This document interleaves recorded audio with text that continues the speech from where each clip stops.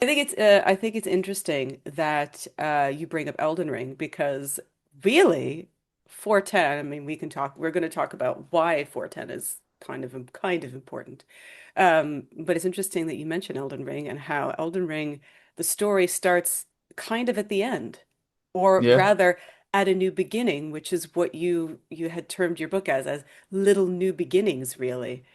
Mm. And that is kind of what Elden Ring is. You are a new beginning when you come out of this absolutely destroyed land of the gods, and there's only a sprinkling of humans and demigods left, and you have to kind of pick up the pieces. And so it's interesting that you quote a bit of Elden Ring in Little Kingdoms, I think.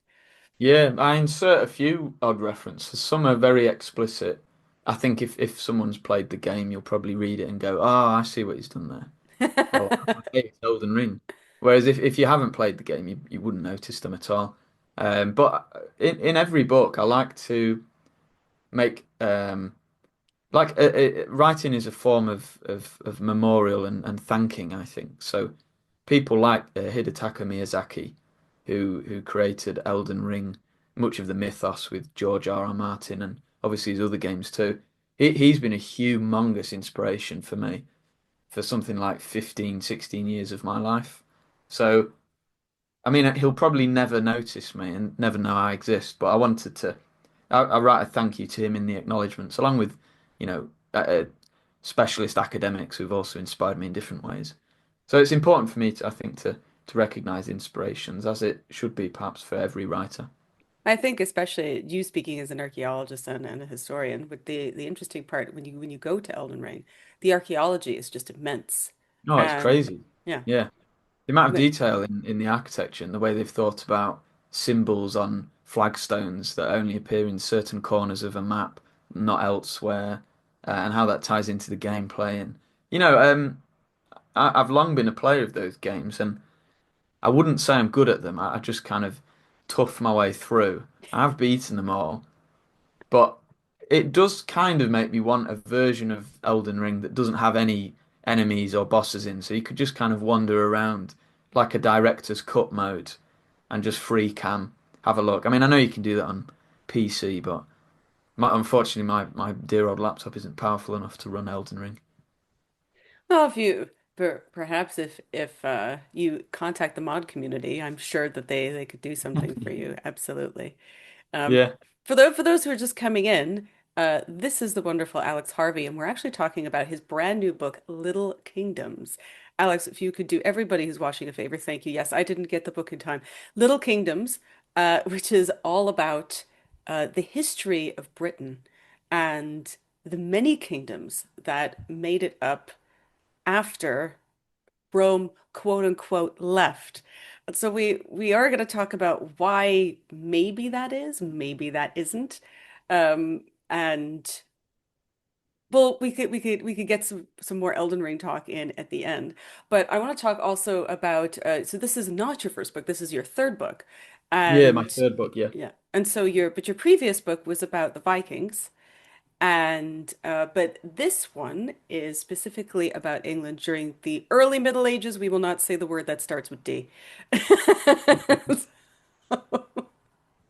No, let's not mention that term. But on your book it says, "Imagine a time when the Tower on the Hill was crowned with a pagan temple, was it? When the commercial heart of London beat not in the city, but in the Aldwych. When giant zombies patrolled Strathclyde." I think Gildas was having us on. That's from a hagiography of Mm. um, it's the description of the banks of the River Clyde, and there's this thing made of bones that rises up ominously out of the sand.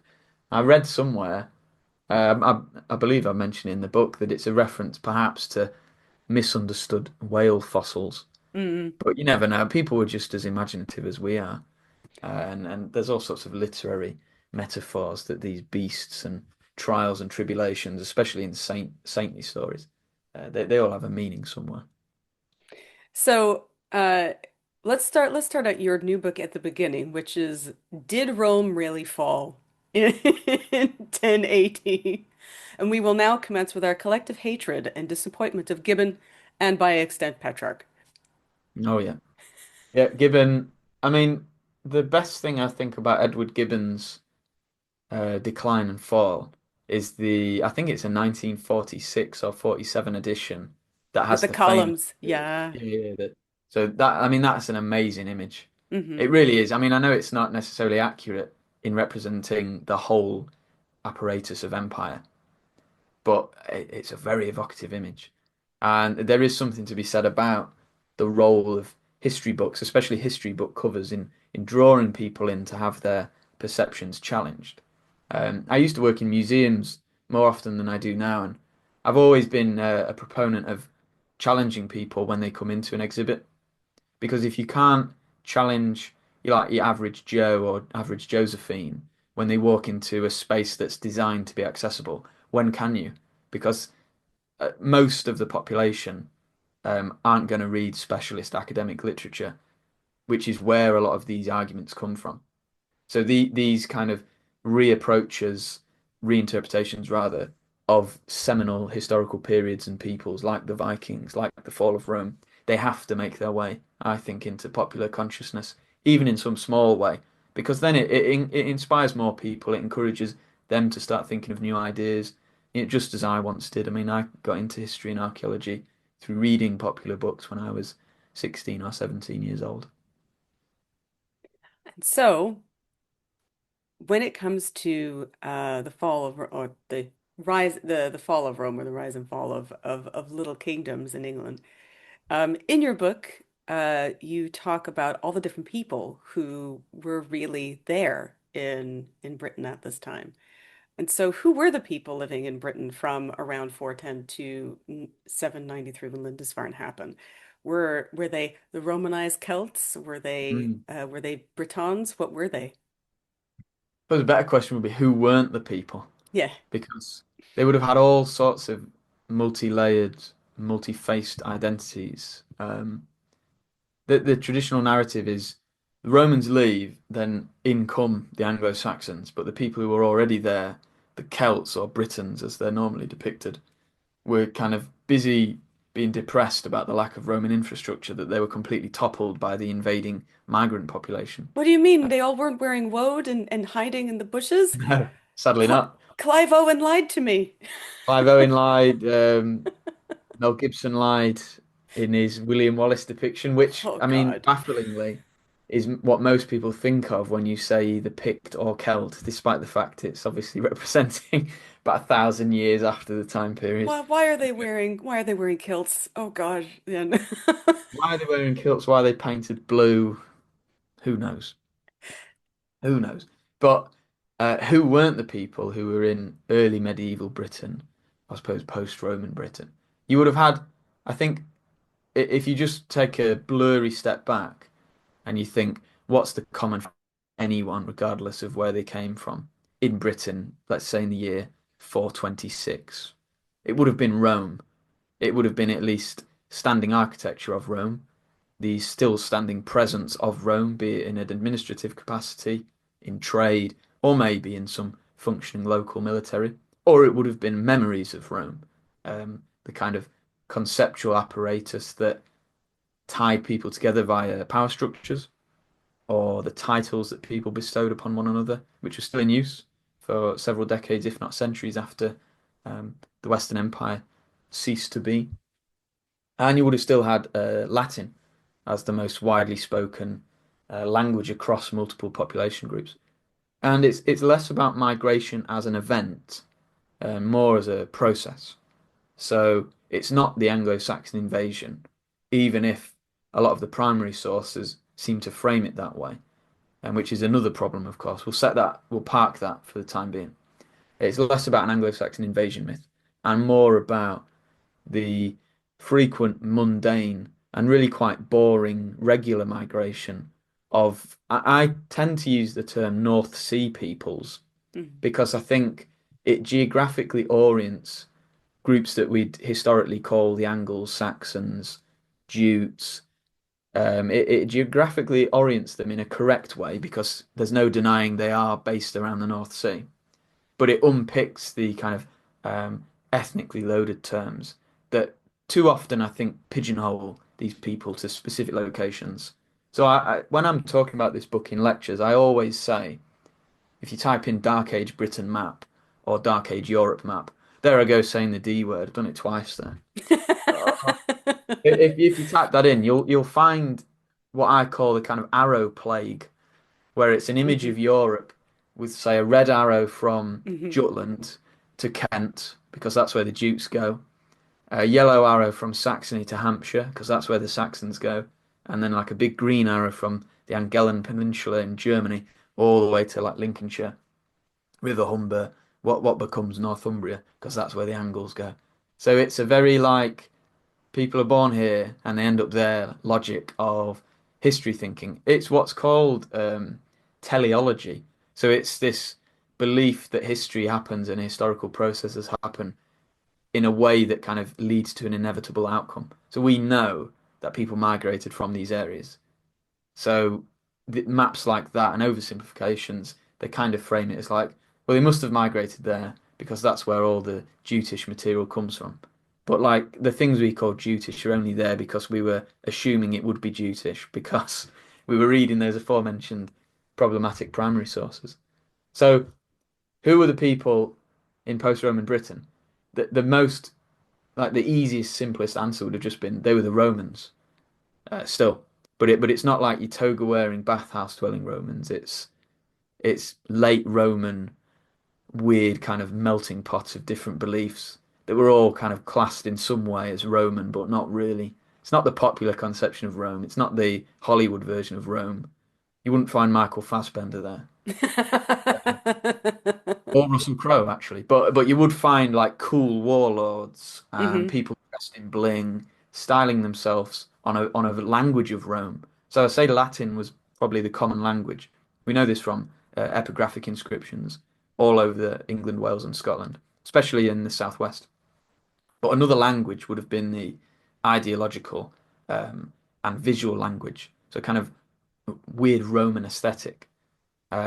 The Sutton Hoo man and a lot of these princely burials from England's east coast, they have a very common design and kind of colour scope, you could say, which is a lot of gold, a lot of garnet. Occasionally, you get um, goods from the Far East, as was recently assessed in a paper by Helen Gittos.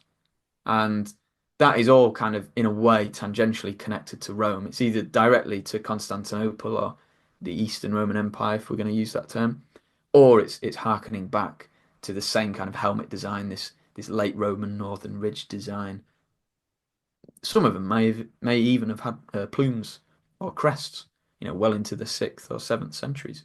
So yeah, who were the people? They were still Romans, which isn't it's not a kind of romantic answer. It's not a story of fire or famine, but it is a very interesting story, and it's not a story that can be told with a chronological narrative. I don't think. Well, I mean, you could try, but you'd have to oversimplify it. So a reviewer said on my book that Little Kingdoms is more like a collection of beginnings. So it analyzes the influence and legacy of Rome and all of these migratory groups in so many different corners of England, Wales, and Scotland, I and think what also unites. it's a continuation in some respects. There's one Well, aspect exactly. that you talk about a mosaic that was built, I think, is it somewhere in Colchester, where Oh yeah, the after, yeah. Chedworth mosaic. Oh, that's fantastic, that piece of archaeology. So for listeners who I suppose haven't heard of Chedworth, um, it's a archaeological site villa complex in roughly the southwest of England, and there's a particular building with lots of mosaics, and one of them it's pretty fancy by late Roman British standards, but if you were to put it next to the ones in Cyprus and Sicily, they'd tell you to piss off. But it's this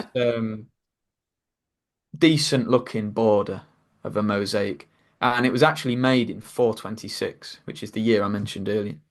And that's 16 years after the traditional end date of the Roman period, which is when um, many historians of near contemporary periods said that the Romans left, and we've surmised for a long time that that meant all of their infrastructure kind of soon collapsed and crumbled, and the education that the Romans brought in terms of artistry and ideas that went too. But evidently not. I mean, I say in the book the kingdom that that mosaic was found in, which may have been the outer limits of a place called the Huicha. Clearly, in mid 5th century Britain, they were still indulging what we'd call a Roman lifestyle. We even find amphora from Palestine, dated to the 5th, 6th century, and that would have contained goods like wine and olive oil. So supping on kind of luxury cheese board from Greece would have been the Romans. I've called them the Romans of early medieval Britain, and the point is to kind of challenge that belief. Like that sounds like an incongruous sentence. The Romans of the Anglo-Saxon period. It's like what? These two historical islands shouldn't mix. So I always aim to kind of challenge those assertions in my books, not in a kind of academic, actually, way, but I mean, when I read this stuff and I learn it myself, and I look at archaeology and I make these links, or I read it from another author, I think, wow, this is so interesting. This is fantastic. What does this look like in a wider context? Once I do that, I then like to share that information because I think it's really interesting. Whenever I give lectures on little kingdoms, um, people are like, "Oh wow, I had no idea," and yeah, it's cool. I'm glad that that information can be shared through books like this. You know, not just mine, but of course, wider works. For those who are wondering why people keep banging on about the 410 date, well, I mean, it's really like 383 was when things started to sort of move. And then 410, the date that Gibbon gives is it's because of the document that many people claim to be the rescript of Honorius, but that wasn't really a document. It was kind of like a message that he was sending to somebody going, lol, I can't bother with your problems right now, so we're not sending any help. And that's pretty much all it said with regard to And there's a lot of problems with that sort. Well, yeah, yes, exactly. Yes. Was it talking about Britain? Was it talking about other places? That is certainly a big question that many people argue over. And it wasn't like an edict or a document that was sent to Britain going, get out of there now. It didn't happen that yeah, like an way. eviction notice. Yeah, 1st of exactly. January 410, England leave. now for sale. The original Brexit. So in your book you talk about 62. I would maybe realms, I guess, is a better way to call it. Not necessarily, I mean, yes, obviously the book is called Little Kingdoms, but what would you call them then? Would you call them polities? Would you call them petty kingdoms? Would you call them provinces? What would you call them? Yeah, it's a difficult one, isn't it? Because in my answer, I'm kind of revealing that the title is a bit of a lie. So Little Kingdoms is it sounds nice. When I came up with what was then a working title, Little Kingdoms, I thought, oh, I'll think of something better, but I never did because I thought oh, actually sounds pretty good. It's got a nice ring to it. Um, but no, it's not 62 kingdoms. It's 62 chapters. Yes, some of them contain multiple. What the safest term is probably polities or peoples. But some of the chapters are about places. Others are firmly rooted in landscapes, some of which are suggested and not perhaps real. Others are about what I've called kind of roaming polities, kind of names or groups of people whose boundaries we can never know and they kind of blurrily expand. So it really depends. There's one chapter on the Dalriata, which is an Irish sea-based polity. The official term, I believe, is thalassocracy, which is a favourite word of mine. And they weren't bound by any border. They kind of spread nebulously over a bunch of islands in the Hebrides um, and further south, and also parts of Ireland. So it's kind of all the water between them Hmm. was the Dalriata, and individual kindreds were on specific islands. But like trying to draw a boundary over that is pointless. And when you look So at the map for the I never, Dalriada, it's just always just a circle. It's like here. yeah, exactly. Venn diagram. Well, that's interesting actually, with Venn diagrams in mind, because I include a line about Venn diagrams, I think, in there. But there's a lot of these kingdoms or realms that exist between much better known places. So there's one in Scotland, there's several in Wales, there's several in England. Um, these places that are kind of what Nicholas Higham might call frontier zones.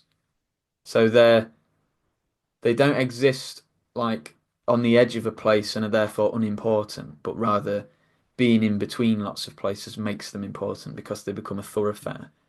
And I explicitly remark in the text, but I also hope that readers looking at the maps will be able to come to this conclusion too, is that you can't know the boundaries of any of these places.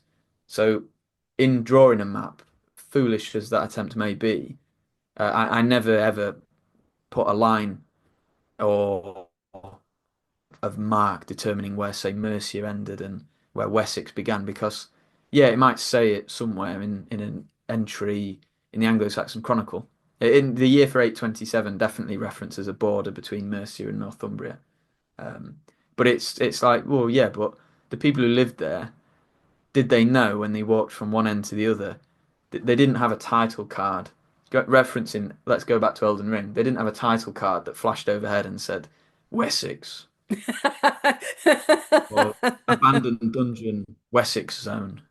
So once you untangle post-Roman Britain away from maps of modern geography, you start to experience the landscape as they did. And I know it's obviously changed. We've got golf courses shamelessly built on top of interesting barrow mounds now, and motorways crisscrossing the country. But say a relatively untouched landscape like the Yorkshire Dales, which I highlight repeatedly in the book because it's a place I'm really familiar with. Um, that landscape is one of twists and turns, and it's particular view sheds and like horizon points that you can see a mountain from and then you can't. It's like concealed. Same with the Welsh marches, and that influences people's sense of self and ownership over the surrounding land. And that would be very different to, say, a distant overseer's conception of who lived where and how much money they owed. So documents from the time period, like the tribal hidage, they're really useful for telling us the names of places, but provide basically no context about anything else. So that's why using my drawing upon my archaeological background, I try to situate every chapter in the modern landscape and then work backwards. It can't always be done. So a place like Reged, hmm which Yeah, is always whenever you look at Reged on a map, it's like well, exactly, yeah, Reged? Question exactly. mark? Well, that's the thing. If Reged is on a map, it should have a question mark. There's a map that's very popular. For the life of me, I can't remember who made it, but it's on your classic Google search if you type in. And it splits Reged into like a north and south with different coloured blocks depending on which one. And I just think, where's that from? I mean that's just tripe. I don't know where that information's come from because Reged, the chapter on Reged was fun to write because I wanted to do something different there. And instead of talk about Cumbria as if we know it's this site of this semi-legendary kingdom, I wanted to first kind of discuss all the evidence we have for placing it, and it really isn't any at all. It's one 12th century poem that references a huge stretch of land between central Wales and Carlisle, which is massive. It's like all of England's middle west coast. Like, is that all Reged, or was only a bit of it Reged, or is Carlisle in Reged? It's difficult to say, and that difficulty allows people to speculate, and speculating about this period is more than half the fun, I think, because a lot of it we'll never know. So it's, you know, bring forward these controversial, these left field arguments because it encourages debate and I think it invigorates the discipline. Yeah, it's like where is the kingdom of Rainug? That we Oh yeah, the one that got no disappeared. idea because it's And mentioned in the Penguin annals. as well. Yeah, they're all mentioned in the Annals Cambria. You just go, I don't know. They claim that King Offa of Offa's Dyke absolutely trashed the place. Good luck finding it. I don't, Yeah, that's it. no idea, I It, couldn't fit a chapter in on Rainux, sadly. It is in there. There's a few places where they couldn't really justify their own chapter, but I like to think that they all get at least one mention. There's one kingdom that only exists in a footnote. Pengwern luckily gets 2 pages, and what might be my favourite illustration from the book, because that the story of Pengwern's so evocative. It's an absolutely amazing little place that may or may not have existed. This is why when I hear people say when you hear people go crazy about oh the heptarchy or like the hen oglet the Old North, Mm. that is such a small concept of Yeah. what was actually going on. So when you hear, was it really a heptarchy? Well, clearly not. Yeah, so Mm. you know, again, The that's the the heptarchy is I've got beef with the heptarchy. I mean, for a long time I blamed Henry of Huntingdon hmm because he popularized the term. But weirdly, it's actually mentioned in an Arabic source from the 10th century. Not the word heptarchy, but Bartunia, which means Britain, is a land of seven cities, which roughly translates as seven kingdoms. I include that quote right at the start of the book because it's a nice introduction looking in from over the English Channel. And then I also kind of immediately challenge the notion of seven kingdoms. But, George R. R. Martin hasn't helped us there because No, he's th also very thanks, dude. famous British man that has seven kingdoms. But how do we know the names of all the small kingdoms then? Is it just from looking at sources like Gildas or Nennius or Bede or Doomsday Book? Oh, if only Gildas mentioned a place. That's one of his many problems. He moans about five kings and doesn't say where they are. That's because Presumably he's in so that Strathclyde, which is the only place in the world to him, right? So he doesn't that's it, care. yeah. And Gildas, I don't think I mention him by this title in the book, but it's certainly in a future book I've written him as the most annoyed man in early medieval Britain. And I still stand by that. He's so salty. So him, But honestly, him and my buddy Jerry of Wales, like the two of them should oh be yeah. best friends, just Yeah, being yeah. angry about how much they don't like everybody else Mm.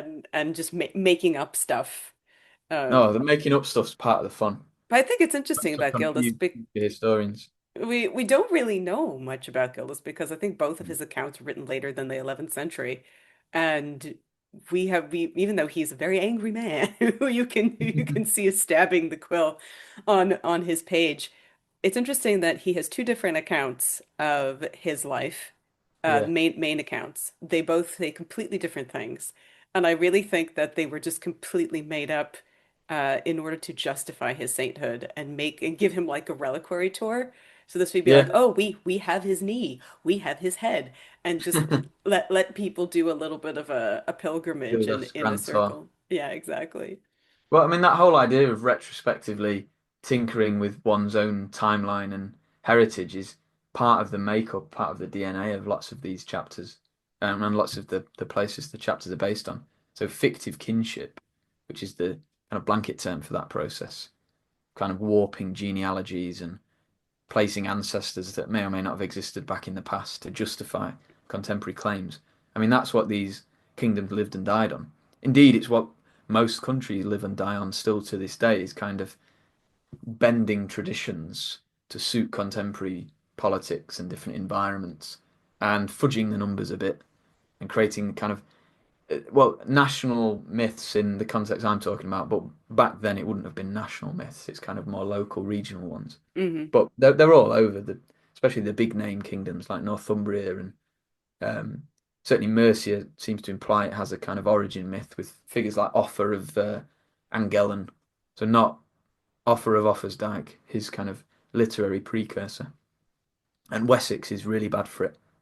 Um, and a lot of it, I think, can be quite funny from a modern perspective, which I do like to draw attention to, is when you look at the names of a lot of these fifth, sixth century groups, they sound very evocative, very mysterious, like Elmit, hmm Gewissa, Weecher, and you think, wow, that's so cool. Like, who named these people? And then you look at the translations by, esteemed philologists like Richard Coates, um, the work of Andrew Breeze, etc. And the translations mean things like big guys, Yeah. strong lads, Yeah. cool ones. Yeah, like Deira, I mean either is, Deor as in deer or Deira as in oak. That's pretty much it. Exactly, yeah. Or Yeah. Benit, like people of the mountains. Yeah. Just like that's a river, river, river. So, I mean, the name inside of the book in unpicking place names and onomastics, that's not my discipline. I owe a great deal of the work in the book to huge open resources like the English Place Name Survey. Absolutely brilliant, freely accessible online. And while writing it, I attended I was invited to speak at a conference in York. Shouldn't say invited. I submitted, that was it. And then was accepted into a conference in York. Oh yeah, that was a waffle. On Old English place names. And aside from mispronouncing most of the words, it was a really kind of fun lecture and discussion with the toponymists and philologists there because we were talking about what is the point of a lot of these names, like Yettingus or Elmid or Pecksartner. Did the people wake up every day and say, "Oh, another fantastic day in the Peak Kingdom"? I mean, Peak is in Peak District, not best. Um, or like another day as an Elmetian. Can't wait to meet my fellow Elmetians. But were they names that were only useful for like distant overlords? So to kind of go back 10 minutes, I remember you did ask where did we get these names from? Um, in some cases, they are from contemporary documents. So the tribal hidage, 7th century maybe economic assessment that includes 30 or so names of kingdoms, many of which are very small, and you can find etymological similarities between those names and modern place names in England, which Mhm. allows some wiggle room in placing them. So, off the top of my head, there's two places in the tribal hidage, East Willer and West Willer, and they might be somewhere in Cambridgeshire, based on a stream that's called Wells Stream. So that's the kind of logic we're dealing with. Um, or Swayadora, which might be Sword Point in Huntingdonshire, which is nearby. And they're all kind of marsh kingdoms, those places. Maybe not even kingdoms. Other names are from slightly later sources that contain Old English or Old Welsh elements that allow us to infer that these are probably quite archaic. So a lot of the weird Old Welsh battle poems, I say weird as a compliment because they're very kooky. They contain names of these, as mentioned, kind of very bucolic lost realms, like Pengwern. Gerald of Wales mentions Pengwern in one line, I think. Just goes, a Pengwern was somewhere here. Can we take anything that, I mean, that's another question is can we Well, take anything that I mean, I have my beef with I love him, but I also have my beef with him. But same yeah, thing with, Gildas, quite where right. we love to make fun of them, but you just go, that is not a historical document, my guy. What, like, really, Well, what he Gildas especially is just slagging off a bunch of monarchs that he hates, and some of the things he says they did maybe is true, but because he's the only one who says it, and the language and the vitriol with which he's kind of, you can almost see him spitting on the page. He's that mad. Like the tyrant whelp of the filthy lioness who kills babies. It's like, Yeah. all right, man. But that was their common tactic is for people they didn't like was barbarism, Yeah, werewolfism was a good one of later on. Just yeah. saying anything like, so for example when Jerry of Wales is saying, oh yes, I went to Ireland, and did you know that I came across a werewolf, and this werewolf asked me for a cure for his wife and that he was cursed for 7 years. Going, did that really happen, Jerry, or was it the ergot poisoning? I don't know. Yeah, we had a few too many Yeah. I in mean, the the same thing. I belly mean, of the Bede ship on the way back.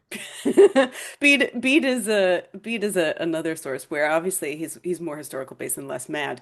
But even him talking about his one line about Yostra, and you just go, where did you get that from? How did you know Mm. that? And he doesn't tell us anything else. So how true are things like Gildas and Bede? Can we trust them for these names and for these kingdoms?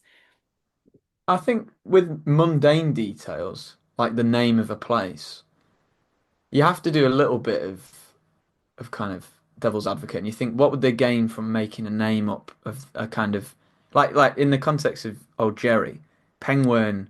I can't even remember if he mentions it to illustrate a greater point. He just says it was here once. And it's the only line we get of Pengwern that it was somewhere in Shrewsbury. Now, I don't believe necessarily it was there. I do believe that there was a Pengwern and that he either knew of it through folk memory or had access, the classic argument, had access to a now lost source. You know, Hmm. do with that what you will. But other places mention Penguin offhand. So just to laser in on this one Welsh example, there clearly was this kind of vague knowledge of a place that may have once been famous called Penguin, sits around the modern kind of Wales-England border. There's a poem about Merlin, who's obviously a very scrupulous, not scrupulous, scrutinous figure. Yeah, that's it. Demands scrutiny. That's the word I'm looking for. And he says in one poem, Penguin is where men drink mead, and that's it. So that's all the context we have. So it's just like, is that a real place? Or is it just a template for a generic activity? Like drinking mead with the lads was a kind of, well, it's a bonding ritual still to this day. We all do it, I suppose, to some degree. But back then, the social language was around the mead hall and the kind of warrior bond, and the kind of fostering of dynastic unions between the mothers of families as well. It's a very important dynamic. So Penguin, where men drink mead, is for me, it's like any old kingdom where they unite or have alliances with neighboring realms. So it's just an example. And I do believe it probably existed as maybe as a part of a wider realm. It may have had a heyday at one point and then got snuffed out in a famous inferno. It's a very, very evocative story. I mean, I say this with a big bonfire behind me, which is a scene from The Northman. But it's true what you say. I mean, it is they're, as they say, they're good to think with, but we just don't know that much about it, which is again why it is so intriguing and why we do want to know. I mean, what is a king at this point? What is that? I think that's why if you have, was it Nennius is the first person to mention Arthur. And obviously then Jeff takes him and runs away with him. But Nennius is the first person you go, where are you getting this name? Where are you getting this idea of this person? And they just don't tell you. They just go because I guess in their parlance or wherever they were, it was something that was more well known. And Yeah, then it's just been lost to history. it's Yeah, of like course. my girlfriend goes to another school mentality. You don't know her. Exactly. You go, Like, okay, yeah, who's of course. Arthur? Oh, you wouldn't know him. Yeah. I know him, but you wouldn't. So Yeah. don't.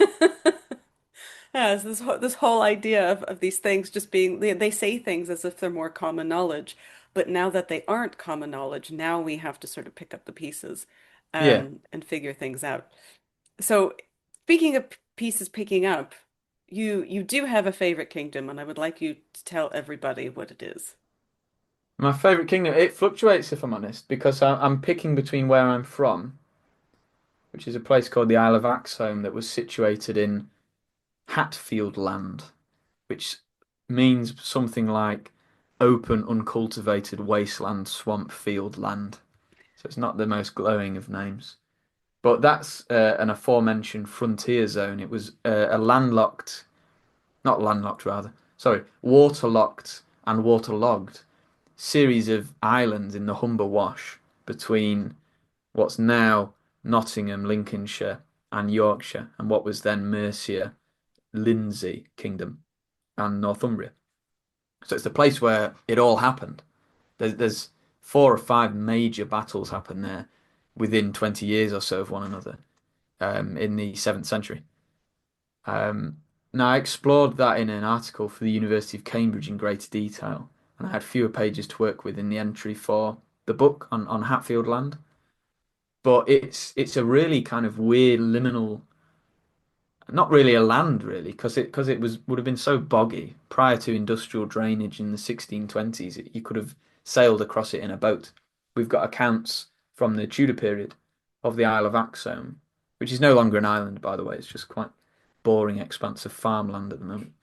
But we've got accounts from the Tudor period of surveyors like wrangling around in a barge all the way across it, where they didn't even have to like get out their boat to portage it. They're just like, yeah, we'll just sail between the two big hills because it would have all just been flat and boggy. And the premier archaeological site from Hatfield Land is what's now the town of Flixborough, which it probably isn't on many people's maps because there's not much there now. There was a famous industrial disaster that happened 30 or so years ago, which is very interesting in its own right. But in terms of early medieval archaeology, we've got this huge inventory of rural, monastic, um, lot of kind of evidence for big community. And it was quite expensive by the time of Doomsday Book, and the name means something like Flicky's Fortress. So that's a really quite detailed series of excavation reports have elucidated a lot of information about what I consider a really quite important trading spot on the River Humber. And that may have been a reason for Hatfield land seeing so much conflict, kind of fighting over the resources inherent in this wetland. So I really like that kingdom. It's unfortunately mentioned in the tribal hidage as like an addendum to Lindsey, which is a kingdom based around Lincoln and the North Lincolnshire Wolds. So it's Lindsey with Hatfield land. And it's not with in the sense of here's a movie starring these three actors with Dame Judi Dench. It's like here's your meal with chips. A bit on the side. So I really wanted, when I was writing the book, I thought I can't wait till I get to the chapter on Hatfield Land. So I highlight all the weird and wonderful things about the place, like the evidence we have for like quite a bizarre commercial whaling industry in the 10th and 11th century, which is quite odd for what is ostensibly the middle of England, or it's like a big inlet going into the middle of England.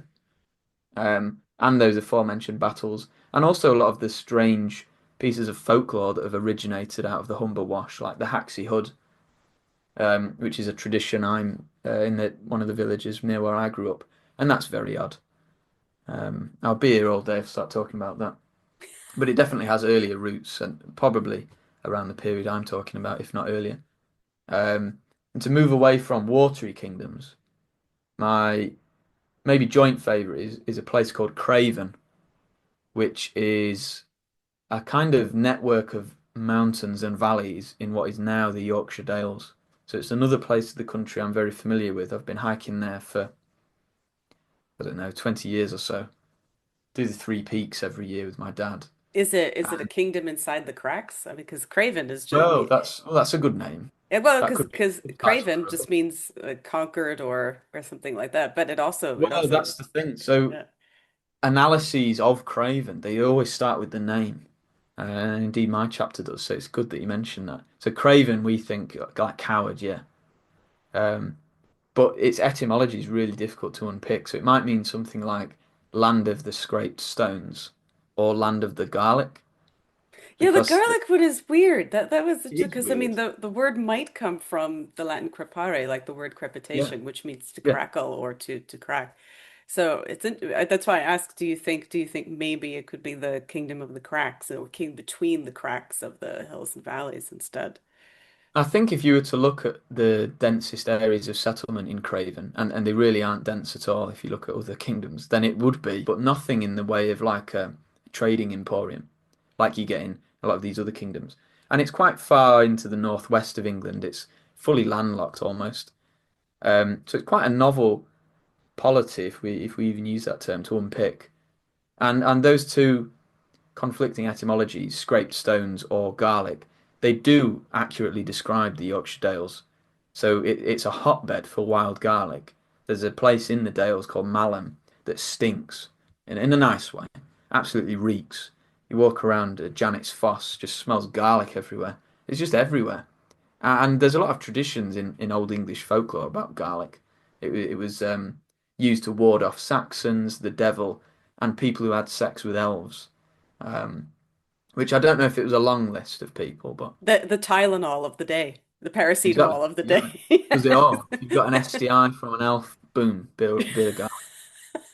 Um, and the scraped stones as well. There's a lot of limestone that kind of breaks through the soil, especially in the southern Dales. So Craven, the name's persisted for well over 1,000 years, and yet no one knows what it means. It's in Doomsday Book. 125 villages are listed as being in Craven in the Doomsday Book. And it's a massive, massive expanse, well bigger than what Reged allegedly is. And yet Reged steals all the thunder. What about Craven? It's Craven's time to shine. So I've got a chapter on Craven. I've got two other chapters that talk about the Yorkshire Dales with different names. So that might be my favourite, if only because I think more people should be talking about it.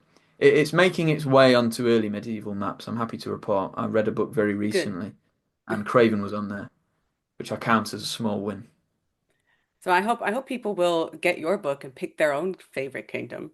Oh, please Um, do. And then tell me about it on Blue yes, and Sky. please do tell Alex about it over Blue Sky. Don't email, but